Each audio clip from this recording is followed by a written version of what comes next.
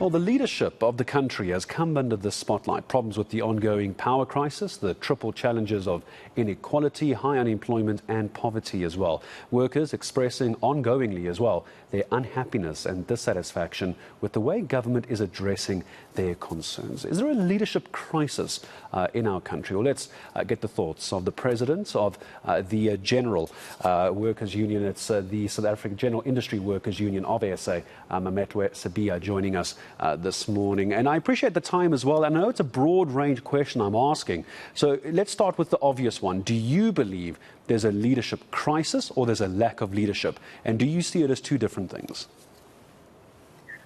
Well, there is generally a crisis of leadership in society. And I think more than anything, is a crisis of leadership of all sections of society, both the capitalist class, but also, and I think for me, most importantly, political leadership of the working class. And I'm saying that insofar as, the capitalist class is concerned, they are facing their own crisis. But one thing that they have done is that they have been united in offloading the burden of the economic crisis, of the crisis of capitalism, particularly since the crisis of apartheid in the 80s, but also since 1994, on the shoulders of the working class. And the consequence of that is a rising inequality, and more than that, a massive transfer of wealth from the working class, from the poor to the rich. That is what has made sure that there is such a concentration of wealth at the top layers of society at the expense of those of us who are at the bottom. So how do we change this? Do we change the leadership? Do we blame the leadership? Do we vote out the leadership? What do we do here? The reality is that the ANC and all other bourgeois opposition parties to it are in the service of the capitalist class. They are in the service of the big monopolies that dominate our economy, and therefore their policies has been no any other than to shoring up the profits.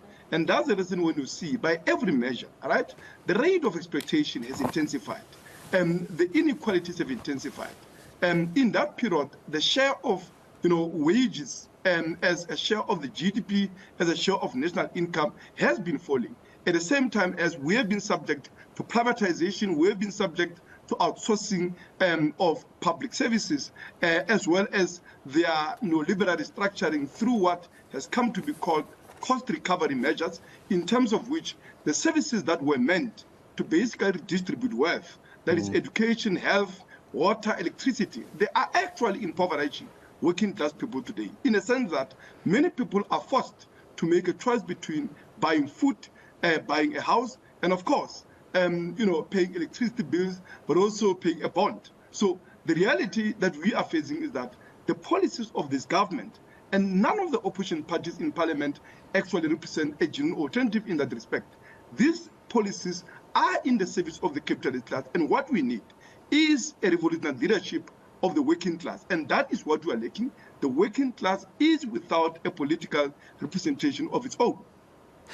Could you form something like that? What would that look like? Would that be a political party that runs for next year's elections, maybe ahead of the following general elections, not 2024? Is that what you're suggesting, the actual formation of a party like that? And what would that look like? Who would lead that?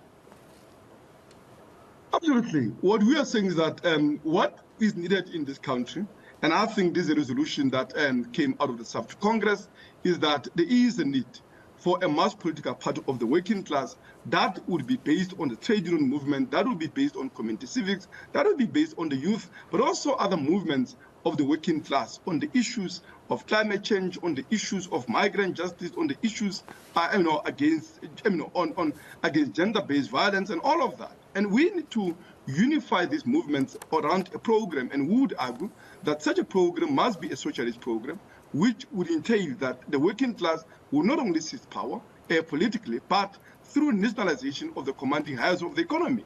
The banks, the mines, the factories would put this under public ownership, would make sure that the economy is managed democratically and works in the interest of everybody. On that basis, it would be entirely possible to reindustrialize this country. Because what we are having now is that we have a situation wherein lots of idle industrial capacity is there in the economy at the same time as unemployment, right? We need to be able to say factories that are closed in many former industrial areas of this country.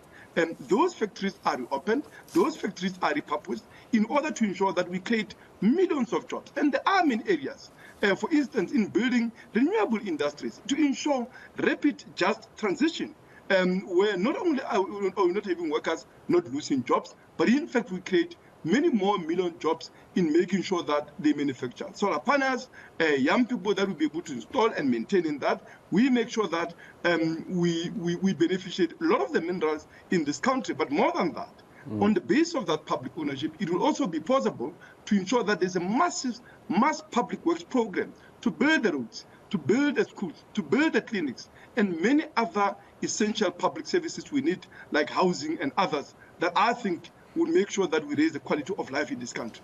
Let me ask you this very, very briefly, as I say goodbye to you, Mametlwe, if you don't mind. Is there a political party that if a workers' party like you're referring to, based on the trade movements and workers' movements, were to be formed, because we're in the world of coalitions here in South Africa, is there a political party, if the idea of your party, an envisioned party, were to be produced, who would you get into a coalition with? Who do you think does currently represent workers' interests the best? Just very briefly, if you could.